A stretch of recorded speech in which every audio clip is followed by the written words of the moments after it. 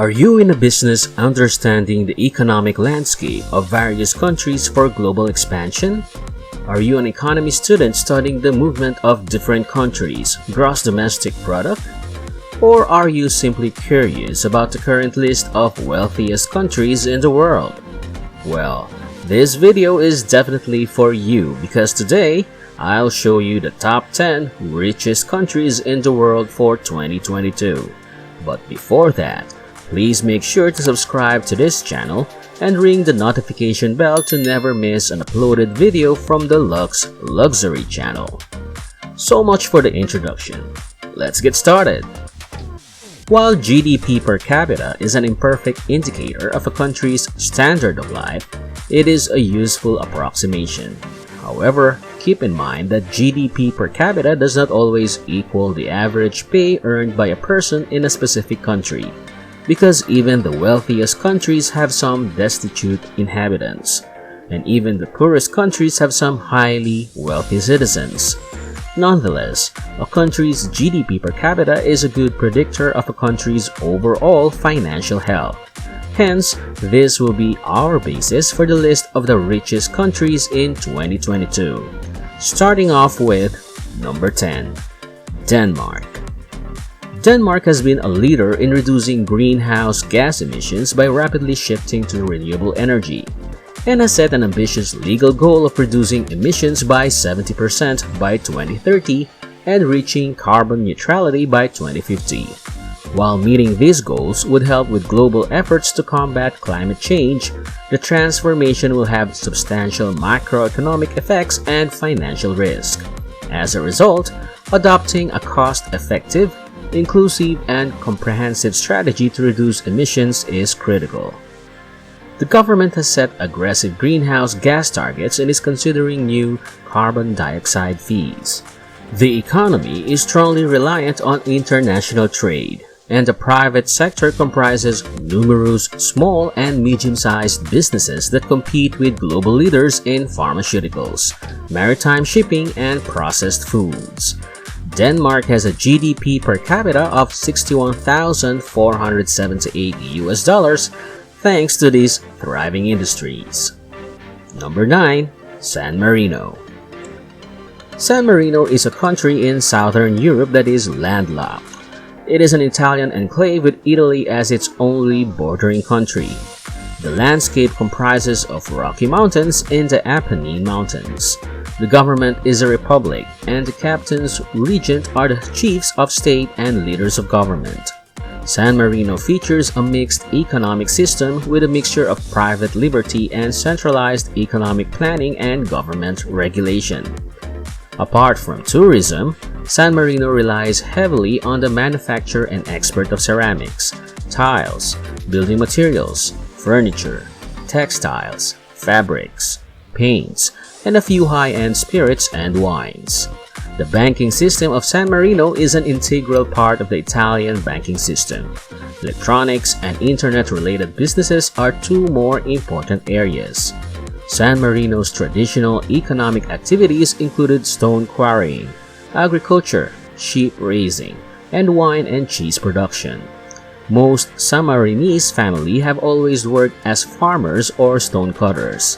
In much of Italy, the most important natural resource is building stone. The minor agriculture sector nowadays is primarily focused on wheat, grapes, and other fruits, as well as animal husbandry, primarily cattle and pigs. With this, the GDP per capita of San Marino is $61,508. Number 8, Brunei. Brunei Darussalam is made up of two enclaves on Borneo's northern coast that are surrounded by Malaysia. The government of this country comprises the Sultan, which is known to be the Prime Minister. There are also a Defense Minister, Foreign Minister, and Finance Minister. There is no personal income tax in Brunei. Most companies pay 18.5% in corporation taxes, whereas oil and gas companies pay 55%. Many types of businesses are exempt from the necessity for a business license under the Business Licenses Act Amendment of 2016. Transparency is lacking in the regulatory system. Citizens who are skilled employees typically prefer to work for the government because they receive higher perks. The government continues to subsidize essential products and services such as fuel, electricity, food, healthcare, and education. The country has a GDP per capita of $64,405, which reflects these benefits for the population. Number 7. The United States of America. The US economy has performed better in recent months than most people expected, or even acknowledged. While Omicron increased infection rates to new highs, economic statistics showed little change. Business leaders and governments may continue to be challenged by inflation and related issues such as tangled supply chains. Strong profits, on the other hand, have encouraged company investment. The epidemic redirected investment away from structures and toward equipment and information products. However, businesses' willingness to invest indicates that they are unexpectedly confident about the future. With this, USA has a record of $68,309 of GDP per capita. Furthermore, the epidemic spurred technological adaptation and, as a result, appears to have accelerated worker productivity growth. In fact, Deloitte's previous predictions projected a trend productivity of less than 1%. However, productivity growth has remained remarkably strong during the pandemic recovery, averaging almost 2% in the 4 quarters leading up to December 2021. Many of the long-term difficulties confronting the US economy, such as funding Social Security, will become far easier to handle if productivity growth remains high. Number 6. Norway. Norway has outperformed many other countries in terms of reducing COVID-19's spread and impact. Many economic and social indices have remained positive in the country. The country's GDP per capita is still among the greatest in the OECD. However, maintaining positive outcomes despite the post-pandemic economic adjustment, continued population aging, and the urgency of addressing climate change presents obstacles. To maintain the high levels of employment that are essential to Norway's socio-economic model, labor force participation must rise. Businesses must increase productivity growth to remain competitive. Meanwhile, economic activity must continue to shift in order to reduce greenhouse gas emissions more quickly. Property rights are protected. The system for documenting property interest is well known and trustworthy. Contracts are upheld. The legal system is robust and trustworthy, and the judiciary is autonomous. According to Transparency International's 2020 Corruption Perceptions Index, Norway is one of the least corrupt countries in the world. Anti-corruption policies that have been in place for a long time support a culture of government honesty. A thriving private sector coexists with a sizable government sector. Norway is the world's second largest seafood exporter. Petroleum exports account for 37% of total exports. Employment growth has been successfully decoupled from global energy prices. The government provides the most extensive electric vehicle subsidies in Europe, totaling more than $2.3 billion. Hence, the GDP per capita of the country is $69,171. Number 5. Switzerland. Although the Swiss economy has proven resilient, the COVID-19 epidemic continues to create uncertainties and concerns. Effective government assistance has helped to protect jobs and stabilize household incomes.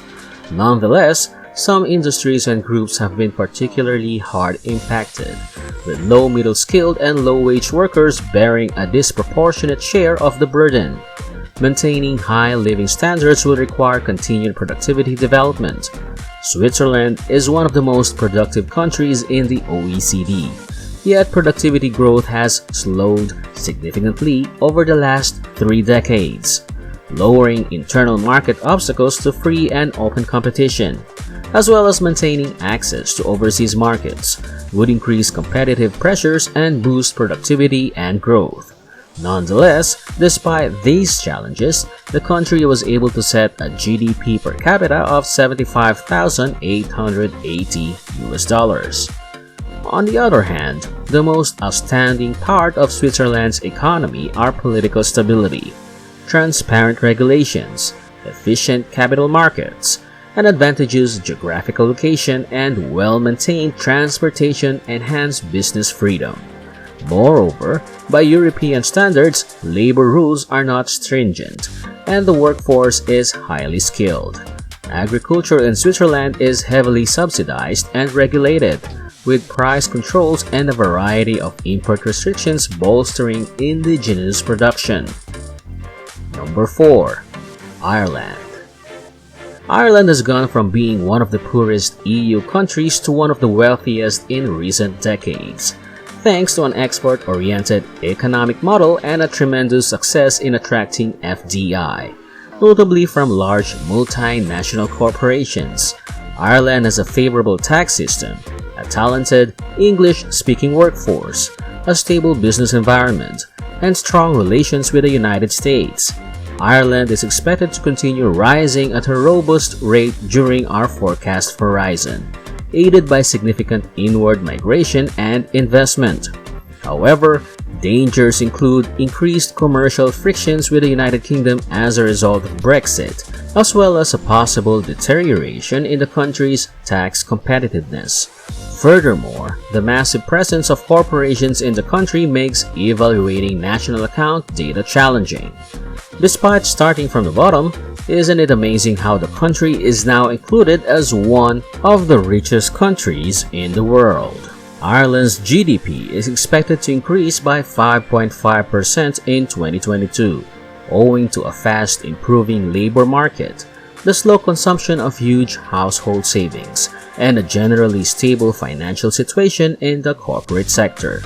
Oh, and just in case I forgot, Ireland's GDP per capita is $97,262. Number 3. Luxembourg. Luxembourg's GDP is expected to increase at a rate of 6.5% in 2021, 3.7% in 2022, and 3.1% in 2023. Even as financial and business services activity normalizes, investment is projected to rise with greater consumption, boosting growth. Wage and employment growth remains strong. As GDP remains strong and spare capacity shrinks, core inflation is expected to climb steadily. Growth risks are balanced. Price pressures may be stronger than expected as a result of spillover effects from EU-wide next-generation EU grants. Luxembourg's economy has quickly recovered from the effects of the epidemic, with real GDP now exceeding its pre-COVID trend. GDP is predicted to increase by 6.9% in 2021, following a milder than expected drop in 2020. With record high vacancies, employment and unemployment returned to pre-pandemic levels.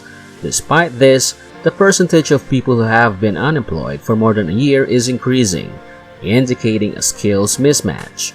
Inflation rose sharply in October 2021, owing primarily to rising energy prices, triggering automatic salary indexation. Core inflation has been rising, notwithstanding supply constraints and labor shortages. The fiscal position for 2021 was better than predicted, thanks to sales growth. The financial industry has remained stable. For the third year in a row, rapidly rising house prices raise worries about affordability, worker appeal, and medium-term financial stability. Indeed, the country's resiliency and economic strategies are important factors in the overall wealth of the country, and Luxembourg, with a GDP per capita of $61,478, is a perfect example. We're now down to number 2, Singapore. Singapore's riches is based on its status as a stable, open, technologically sophisticated economy with low taxation. Capital gains, dividends, investment income, and inheritance are all tax-free. As a result, it has become a magnet for the world's wealthiest people, from Facebook co-founder Eduardo Saverin to gaming mogul Forrest Lee. Private banking, family offices, and asset management have all exploded in the area. There are signs of wealth everywhere.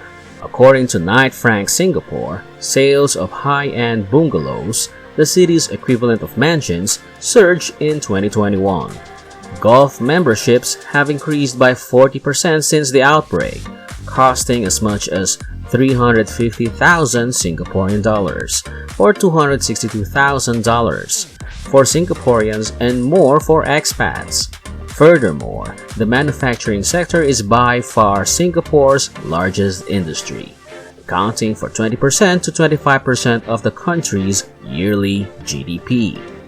Electronics, chemicals, biomedical sciences, logistics, and transport engineering are key industry clusters in Singapore's manufacturing. The manufacturing sector rose by 35% in the third quarter of 2017, with robust demand supporting clusters like electronics and precision engineering.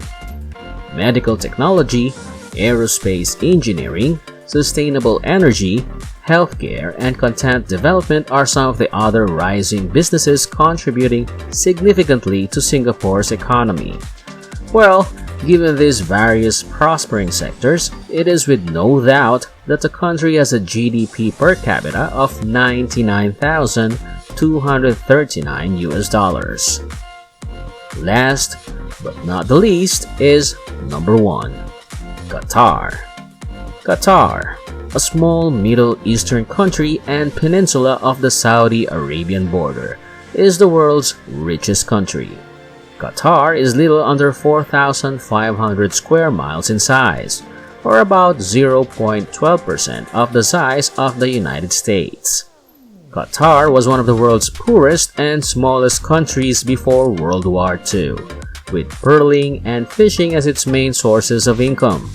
However, as oil reserves were discovered and developed in the 1940s, the country and its high per capita earnings became increasingly attractive to expats. Migrants changed everything, according to The Guardian, accounting for over 94% of Qatar's workforce. Qatar now boasts one of the world's greatest oil and natural gas reserves and is one of the world's wealthiest countries. The country is strategically located near a large supply of petroleum resources, which is a main source of the country's huge wealth. Qatar holds over a quarter of the world's oil reserves.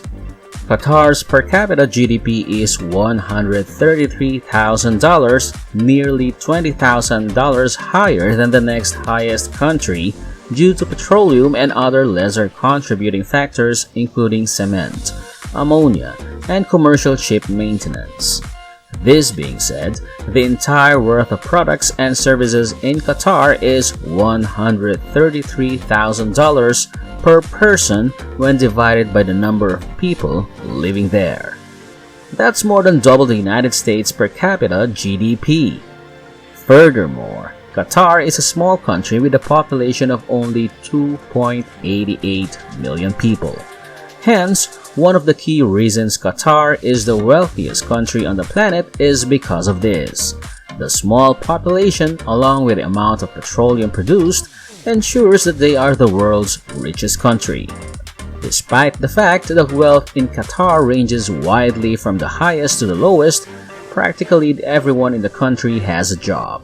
After all, Qatar has one of the lowest jobless rates in the world, at 0.2%. Thanks to its strong economy and a GDP per capita of 102,472 US dollars. So, what do you think about the top 10 richest countries in the world for 2022? Which among these countries do you think will still strive after a couple of years? What other countries do you think will soon be included in the list? Let me know your thoughts through commenting them down below. Well, I hope you enjoyed today's video and got a thing or two. If you want more videos like this, check out our channel as we give you luxurious and interesting videos.